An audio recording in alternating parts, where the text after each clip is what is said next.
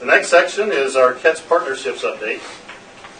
And if you go back in time, and I've been around since the beginning of KETS and the beginning of CARA, is a key component of that is having good partners. And we've had, if you look over time, outstanding vendor partners.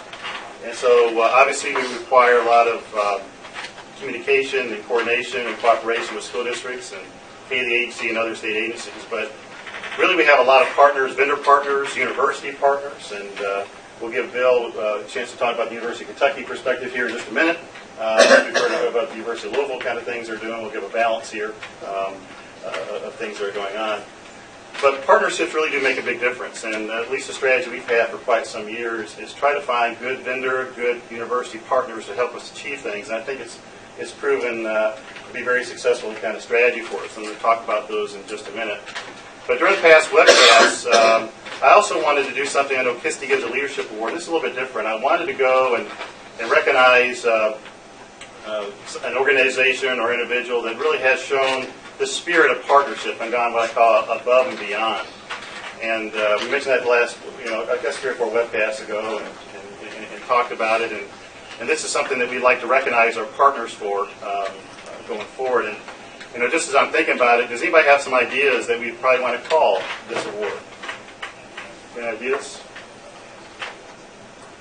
Bill, got any ideas? We call this award? The opportunity to be creative. Opportunity to be creative. Anybody else? An idea what we call this award? Well, I think it's probably appropriate, and most of the time they do this, is you probably name the award after the first person that gets it. Probably is a good thing to do it. And so, by the way, this person does not know that they're receiving this, but the award is called the Stillwell Award. And on the front of it, it names. I'm impressed. Thank you. For personal dedication and outstanding service in education technology to the teachers and children of the Commonwealth, Bill Stillwell, 2008, above and beyond. Thank you, Bill. This is really neat. I didn't know this was going to happen. Well, this is so cool. What should I do now? Well, some clips. Brody, you ready to do it? We've talked to some people about Bill Stillwell and the services he's provided the state for quite some time. So, Brody, we're about 17 seconds behind on tape delay. So, we're going to be listening as you're watching, as we ask some people what they thought about the services Bill Stillwell's been providing the state since around the 1994-95 time frame. So, tell us when you're ready to do that, there, Brody. So, we're going to be listening as you're watching. As we asked some people what they thought about Bill Stillwell's been providing the state since around the 1994-95 time frame. So tell us when you're ready to do that there, Brody.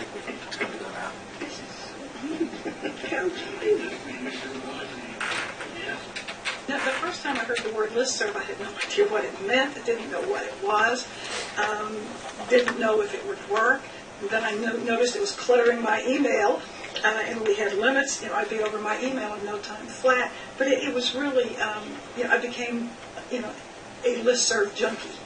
Well, I think Bill Stillwell, who's out of the psychology department at the University of Kentucky, he had a vision probably 13 years ago when CARA was new and the higher education folks were looking at how could they make a contribution to moving the reform agenda in Kentucky ahead. And Bill's solution was if we could communicate as educators and collaborate, then the changes that were necessary to implement the many facets of CARA and reform might go faster. And so from that vision came the UK CARA listservs that came out of the College of Education that Bill has facilitated and continues to monitor today. And what that really did for us was that it connected us to communities all over the state of Kentucky.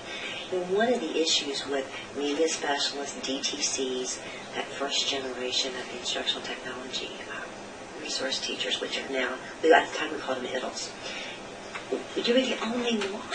You were the only one. So you didn't know, you didn't have anybody to talk to, you didn't have anybody to bounce ideas off of. What that listserv was the original Google for all of us. You could ask anything, any day, and everybody either had a solution, an idea, or contact so-and-so, they'll tell you how to do it. So I think what he really did is he really gave us a feeling of community and belonging. And that's helped educators across the state. And without that, collaboration and the ability to talk to each other, those are the tools of today. So he has really, from the very beginning, helped the teachers. He was just so dedicated and caring about all of us getting connected and being able to share that information. And it's just such a great way for people to keep in touch, particularly people like library media specialists, when they're the only one of their kind in the school. There's no one else who really understands what they do and how it has to be done. And it's just a great way to say, I need a book for third graders that deals with this topic. Can somebody help? And, within minutes, you have 10 to 15 to 20 replies of elementary library media specialists say, well, this is what I use and this is how it works for me. So the listservs are just a great professional way to keep in touch. I had never met Bill Stillwell. And at a conference, I met him, and I just want you to know he had rock star status. People were going up and saying, you're Bill Stillwell? You're the one that does the listservs? Thank you so much. And I really appreciate everything he's done. Just this summer, I changed my name, and I posted it on the listserv because I thought people aren't going to be able to find me. And within 5 minutes, I got a response from Bill Stillwell, and he took a personal interest. And Bill said, happiness is getting your name changed on all the listservs. That was from Bill. That's my term for him, the gentleman in the sky. But I agree with you. He did this with all of his own time. Just very gracious man. I can't imagine someone taking that on. And we can be a rowdy group because that listserv at times did things from comic relief. People did. You shared information. There was just all kinds of things that went on with that. But he's always very gentle reminders about appropriate behavior. Yesterday on the DTC listserv, someone, a vendor responded pushing his product. And Bill wrote back this morning saying, Jay, please respond privately. Vendors may lurk but not reply to the list. Thank you for your cooperation. Nice, to the point, and that's what Bill is. But the fact that he moderates, 150 Kentucky listservs, the fact that if you want a listserv for a particular education group, all you have to do is write it and he'll set it up. Bill Stillwell makes the University of Kentucky look good. Bill Stillwell is not a technology guru. He's a psychologist, and I think the real emphasis for the listservs were the fact that Bill really believed that if we could teach everybody to talk and collaborate, then the world would be a better place and education would move faster to having kids have a good experience. It's worked out that way. Yeah, it has worked out that way very much.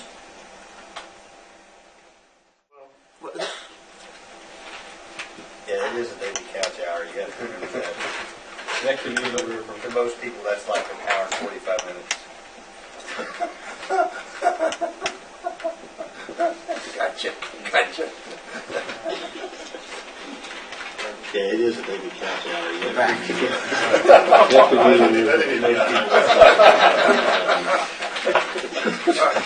We're back. Bill, we thoroughly enjoyed putting this together for you. The reason this award is so neat, and Bob Fortney, I was walking down the hallway, what I call my walkabouts, where I'll just walk through the floors of the department, just run into folks and talk to them. I met with Bob Fortney, and Bob Fortney was really the impetus behind this kind of coming forward. He said, we need to do an award like this.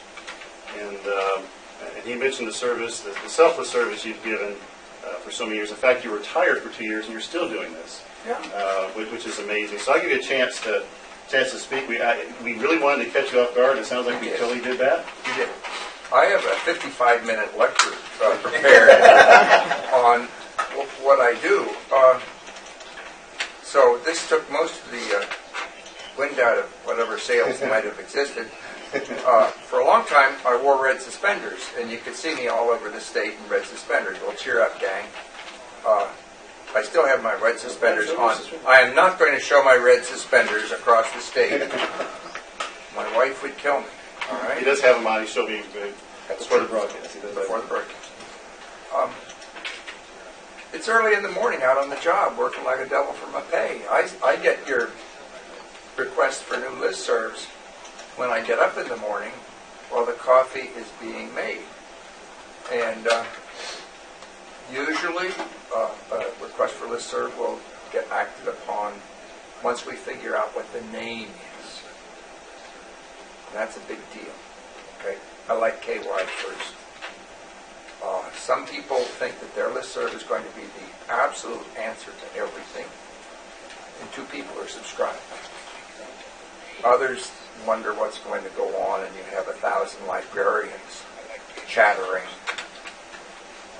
as only librarians can. It's a wonderful experience.